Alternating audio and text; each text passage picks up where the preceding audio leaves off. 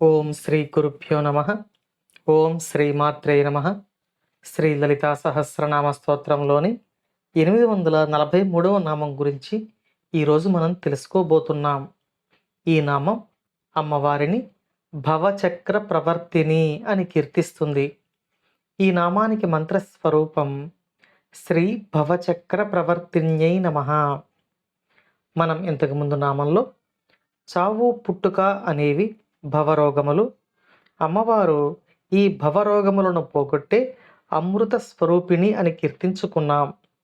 వ్యాధులకు ఔషధం వలె సంసారం అనే రోగానికి మందు శ్రీ లలితా పరమేశ్వరి యొక్క నామం అని తెలియచేసుకున్నాం.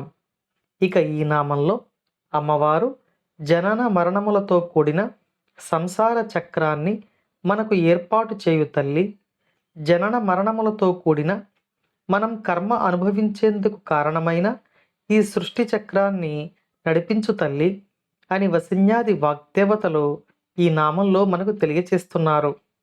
మనం ఇంతకుముందు నామాలలో షడ్భావ వికారాల గురించి తెలియచేసుకున్నాం. ఈ 6 రకాల వికారాలు మనకు ఉంటాయి, కానీ జగదంబ అయిన శ్రీ లలితా పరమేశ్వరికి ఉండవు అని తెలుసుకున్నాం.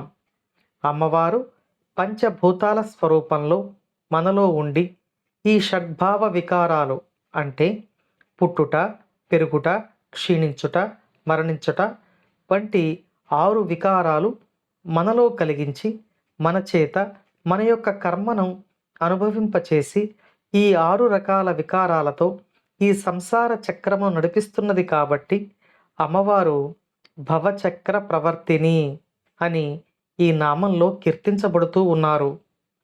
ఇక మరో అర్థంలో తెలియచేసుకుంటే చక్రము అంటే మనసు, భవచక్రము అంటే శివుని యొక్క మనస్సు. శివుని యొక్క మనస్సును ఈ లోకంలో ప్రసరింపచేసి సర్వలోకములను శివుని యొక్క శక్తితో నడిపించు తల్లిగా శ్రీ లలితా పరమేశ్వరి ఈ నామంలో వసిన్యాది వాగ్దేవతల చేత కీర్తించబడుతూ ఉన్నారు.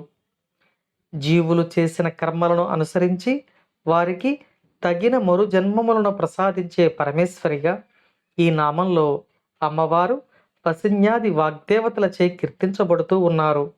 ఈ విధంగా చావు పుట్టుకలు అనే జీవన చక్రంలో జీవుడిని తిప్పే తల్లి భవచక్ర ప్రవర్తిని అని కీర్తించబడుతూ ఉంది.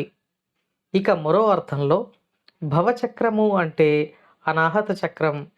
ఈ అనాహత చక్రంలో కొలువు తీరి ఉండి జీవులను అనుగ్రహించి దివ్య శక్తులు ప్రసాదించే, బ్రహ్మానందాన్ని ప్రసాదించే పరమేశ్వరిగా అమ్మవారు ఈ నామంలో వసిన్యాది వాగ్దేవతల చేత కీర్తించబడుతూ ఉన్నారు.